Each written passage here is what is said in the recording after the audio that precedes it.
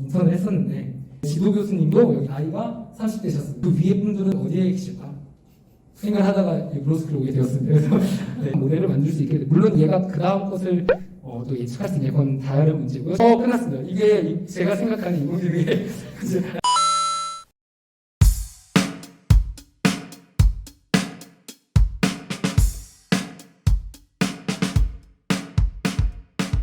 네, 안녕하세요. 이번 시간에는 우리가 마주할 인공지능 법학 쟁점, 저작물을 중심으로 발표해 보고자 합니다.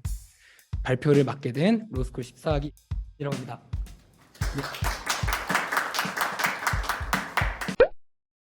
네, AI 한 주소 너무 할 수 있는 말들이 많습니다. 이미 여러분들이 인공지능 분야의 위대한 발전들을 보고 계시고요. 특별히 요즘 이제 화두가 되고 있는 스테이블 디퓨전, 이 AI가 그린 그림이라고 요즘 기사에 많이 떠오르고 있는 것들을 보셨을 겁니다. 스테빌리티라는 이제 팀에서 만든 인공지능 모델인데요. 텍스트를 어느 정도 태그들을 넣으면 이제 이미지를 만들어주는. 물론 이런 이미지가 나올지 인간이 알았을 거예요. 몰랐는데 만들고 나니 야 이거 뭔가 멋있다. 그리고 또 사람들 보니까 인공지능이 만들었구나 멋있다. 이런 느낌이 좀 들도록 잘 만들어진 것 같습니다. 그래서 그거를 그냥 공짜로 오픈 소스로 내놨습니다. 이게 제가 알기로 전기세만 6억 원을 냈다고 하는데 인공지능 분야의 좀 특징인 것 같습니다. 그래서 이걸 그대로 갖고 와서 만든 모델이 노벨 AI 이미지 제너레이터입니다. 이제 노벨 AI는 현재 웃고 있네. 좋아하는 분이 많죠.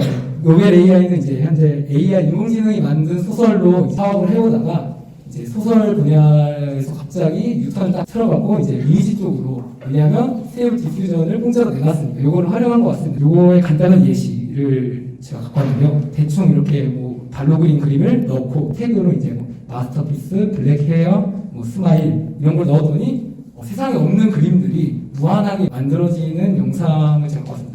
멋있다. 보신 분들은 아마 야 이거 어떻게 가능하지 이런 생각을 가지실 수도 있었을 것 같습니다.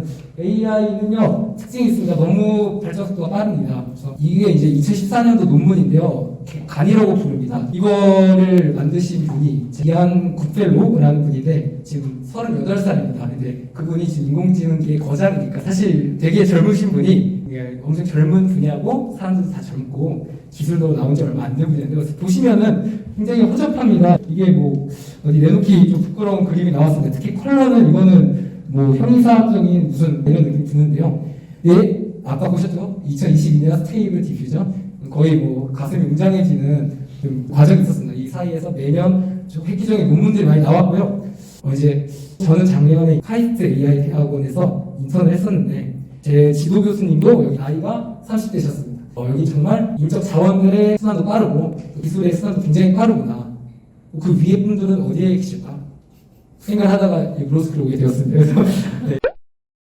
또 인공지능만의 문제가 아니라 컴퓨터 과학 분야, CS 분야의 고질적인 문제라고 생각합니다. 이제는 인공지능을 모르고 살 수도 있죠. 모르고 살 수 있고 근데 다만 전문가로서도 이 세상에 관심을 갖고 현재 좀 직면한다는 마인드를 갖고 계시다면 인공지능을 모르면 계속 좀 피곤하실 것 같습니다. 그래서 아마 이미 인공지능을 좀 많이 알고 계실 텐데 오늘 특별히 좀 더 재미있게 좀 얘기를 해보면 좋을 것 같아서 조금이라도 도움이 될 수 있으면 좋겠다는 마음으로 발표를 준비했습니다. 그래서 AI의 대표적인 법학 쟁점이 있습니다. 이거 다 갖고 왔다고 하기에는 제가 법학 쟁점을 다 알지 못하고요. 대충 갖고 와 봤는데 뭐 법인격을 부여할 수 있는가, 뭐 재판 과정에도 이제 인공지능 판사까지는 아니더라도 개입을 할 수 있는가, 아니면 민형사적 책임, 인공지능이나 사고는 어떻게 할 건가, 뭐 창작물의 저작권, 학습 과정에 대한 규제, 뭐 이제 등등이 나올 건데 오늘 이걸 다 나눠보겠습니다. 근데 다 못 나눌 것 같습니다. 벌써 시간이 많이 지나서 제가 몇 가지 좀 제약을 걸었습니다. 우리가 생전 마주할 감히 제가 얘기합니다. 생전에 이거는 마주하지 않을 거라고 감히 얘기하는데 모릅니다. 또 모르지만 일단은 지워봤습니다. 그리고 하나만 더 제약을 걸어서 이제 곧 지금 마주하고 있는 거죠. 막 지웠습니다. 막 지워서 2개밖에 안 남았어요. 그래서 2가지 법학 쟁점만 나누도록 하겠습니다. 특별히 가치 판단의 영역도 많이 있는 것 같습니다. 그냥 정보 전달만이 아니라 그래서 함께 생각해 볼 수 있는 시간이 되었으면 좋겠습니다. 그래서 첫 번째 쟁점입니다. 인공지능 창작물 저작권 인정할 수 있는가? 현 저작권법 2조에 따르면 해석상 인공지능의 창작물은 인정되기 좀 어렵다. 왜냐하면 저작물은 인간의 사상 또는 감정을 표현한 창작물 말이다. 그렇다면 통틀어서 창작물은 도대체 어디서 온 거고 어떤 인과관계가 있는가 확실히 본질적인 원리를 알지 않고서는 좀 상당히 어렵다. 질문에 답하기 위해서 인공지능의 원리를 100도 안에 쉽게 한번 설명을 하면 좋겠다. 다 많이 알고 계신 영역일 것 같은데 제가 설명하고 싶어서 한번 갖고 와 보았습니다. 그래서 빠르게 한번 설명을 해보는 시간을 갖도록 하겠습니다. 인공지능의 좀 본질적인 문제를 하나 내볼 건데요. 문제입니다. 로스쿨 3학년 하루 평균 공부시간 10시간이라고 합니다. 2학년 8시간. 그러면 1학년은 6시일까요? 인간은 아마 여러 가지 생각할 것 같습니다. 왜냐면 뭐 변수가 있을 수도 있고 나는 그렇게 안 살고 있고 네, 기계는 되게 단순하죠. 우리 중학교 수학이 나왔습니다. 2,8, 3,11 아마도 직선으로 가지 않을까? 그래서 직선 모델을 그었더니 아하 1,6이 나왔는데 6시간 정도 공부할 것 같습니다. 굉장히 합리적인 추론입니다. 그리고 실제로도 많이 쓰고 있는 추론이죠. 그래서 y는 ax 더하기 b라는 1차 함수라는 모델이 만들어졌습니다. 이때 모델은 어떻게 설명합니까? a랑 b라는 개수로 설명하죠. 완전히 중학교 수학입니다. 그래서 a랑 b만 알고 있으면 누구든지 이 모델을 만들 수 있습니다. a랑 b가 개수이자 모델이 되는 것입니다. 이거 인공지능 모델의 기초라고 생각이 듭니다. 근데 알고 봤더니 1학년들 4시간밖에 공부를 안 하고 있더라. 그러면은 모델이 틀린 것이다. 그래도 굉장히 잘 맞춘 것 같습니다. 6시간에서 4시간이 된 거는 큰 차이는 없는 것 같습니다. 그래도 조금만 더 모델을 수정을 하고자 합니다. L이라는 건 이제 로스인데요. 이제 정확도를 말하면 정확도를 좀 높였습니다. 오차를 줄였더니 1차 함수의 경우 조금 내려가면 되겠네요. 근데 아니 다른 방식으로 굳이 우리가 1차 함수로 해야 되는 가정 자체를 바꿔보자. 모델을 2차 함수로 만들어보자. 이러면은 또 이제 로스가 0에 가까워지는 굉장히 정확한 모델을 만들 수 있게 돼요. 물론 얘가 그 다음 것을 또 예측할 수 있는 건 다른 문제고요. 그래서 얘는 대신 모델이 좀 복잡해졌습니다. A, B, C 개수가 3개가 됐고요. 끝났습니다. 이게 제가 생각하는 인공지능의 사실은 비약이 너무 많이 있는데요. 많은 비약을 갖고 있지만 이걸 갖고 노벨 AI 인공지능 제너레이터를 한번 설명해 보도록 하겠습니다. 처음에 제가 넣었던 두 개의 데이터는 이제 학습시킨 그림들, 이제 나중에 얘기하겠지만 떠도는 그림들을 넣었습니다. 이분들이. 그래서 떠도는 그림들이고요. 넣었고 이제 우리가 발로 그린 그림은 이제 어떤 값일 겁니다. 그리고 여기 2,8, 3,10 이런 것들이 그러니까 실제로는 컴퓨터 입장에서 어떤 겁니까? 이제 말식일값. 사실 컴퓨터 입장에 다 숫자로 들어가 있는 거겠죠. 그래서 집어 넣었더니 근처에 있는 이제 세상에 없는 그림이 나왔다. 근데 실제로 두 개만 있는 게 아니다. 이 사이에 점이 무수히 많죠. 그래서 무한한 점을 만들 수 있다. 네, 그렇습니다. 근데 이 정도로 설명하기에는 이제 이 정도면은 AI라고 얘기를 해야 되나? AI라고 얘기하게 된 배경은요, 사실 이제 여기서 좀 가려져 있죠. 크고 복잡한 모델이 이제 추가가 됩니다. 저희는 방금 2차 함수, 개수가 3개 있는 걸 썼지만, 실제로 노벨 AI가 사용한 이제 스테이블 디퓨전에서는 8.9억 개의 개수를 썼다고 합니다. 그리고 이 거미줄처럼 써있는 구조가 이제 멀티 퍼셉트로, 그러니까 인공 뉴런의 구조다. 사람의 뉴런을 자세히 봤더니 여러 뉴런으로부터 정보를 받고 그리고 또 여러 뉴런에 정보를 주더라. 그럼 이게 우리 인간 지능의 어떤 원초적인 모습 아니냐. 약간 이런 마음에서 아주 교환하게 인공지능을 이렇게 쓴 것 같습니다. 근데 실제로 그 결과가 너무 멋있죠. 다양한 기법들도 많이 들어가 있습니다. 이거는 스테이블 디퓨전의 모델 구조인데요. 이거 하나하나가 제가 알기로는 엄청 탁월한 기법들이 많이 쓰인 걸로 알고 있습니다. 학습에 들인 비용이 6억 이상인데 이게 어디에 도대체 썼나?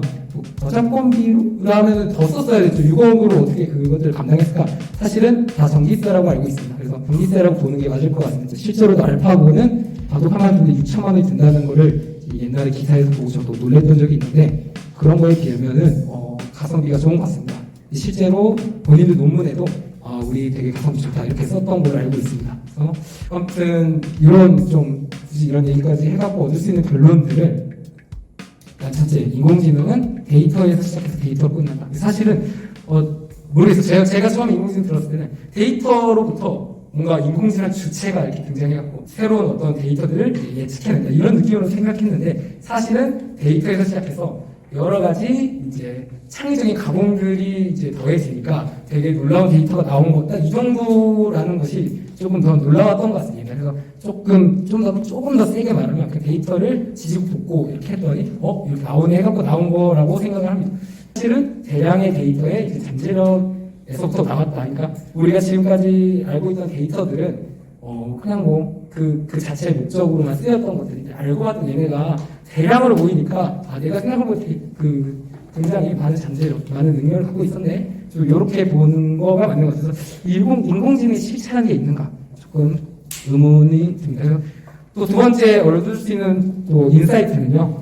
새로운 차원을 제시할 수 없다. 아까 그렸던 그림인데요. 요걸 인공지능 모델이라고 다시 생각하고 말을 해보자면, 이제 1학년은 4시간 공부한다는 1,4는 이제 얘가 이 모델이 뽑아낸 결과물이고, 굉장히 합리적인 결과물을 뽑아냈죠. 그리고 7,-2도 언젠가 뽑아낼 수 있을 겁니다.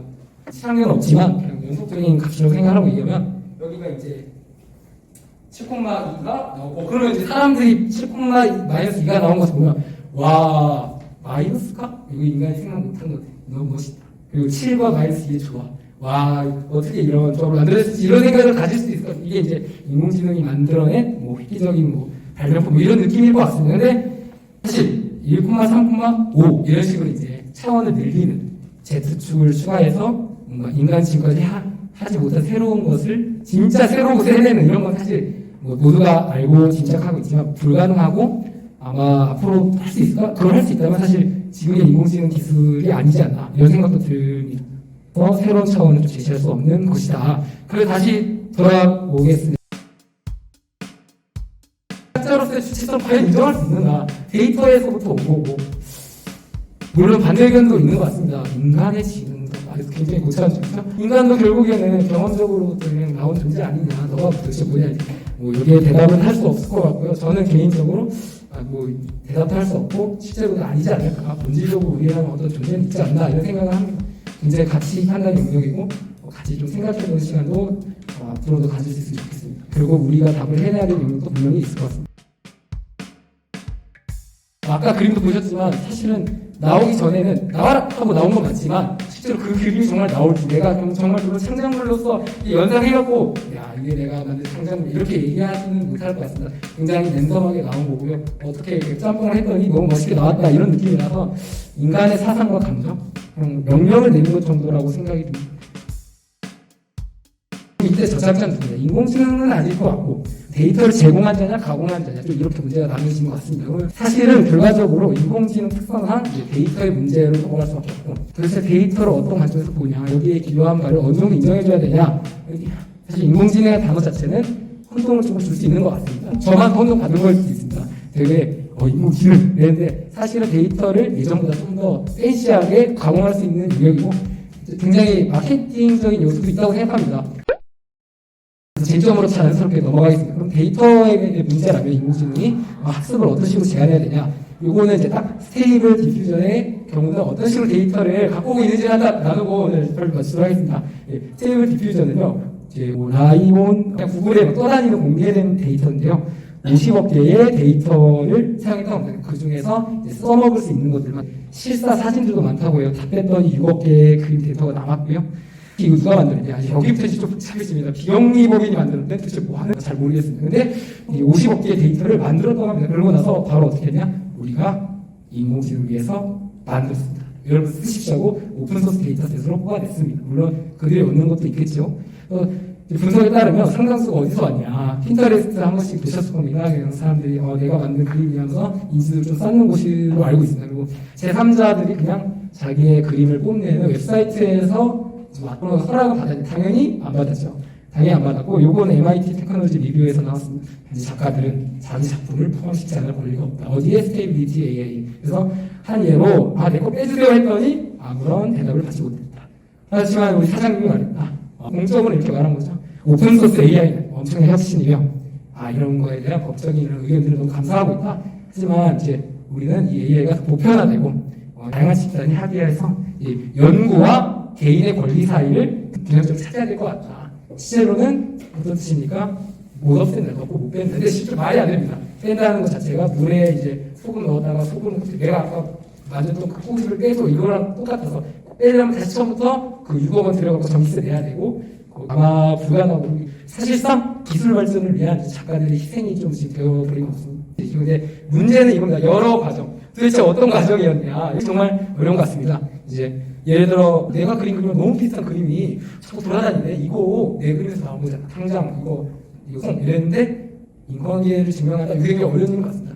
뭐 어떤 그림풍의 저작권을 인정해주냐 그리고 정말 내 그림 없이 다른 그림들로는 그 그림 못 그리냐 충분히 그릴 수 있을 거면 누가 감히 그렇게 얘기할 수 있을까요? 그래서 좀 이제 좀 약간 미개척지 새로운 좀 분야에서의 특징들인 것 같습니다. 한쪽이 심각하게 손해를 보게 되는 여기 이제 아까 사장님이 얘기하신 데이터 제공자와 가공자 사이 균형점을 좀 찾아야 된다. 이거 방법은 어떻게 될까? 법을 개정하거나 아니면은 상업적으로 활용할 때 어떤 수익 구조를 새롭게 만들면 좋을 것 같다. 그래서 오늘 약간 좀 두서없이 발표를 했습니다. 또 도움이 되었으면 좋겠습니다. 감사합니다.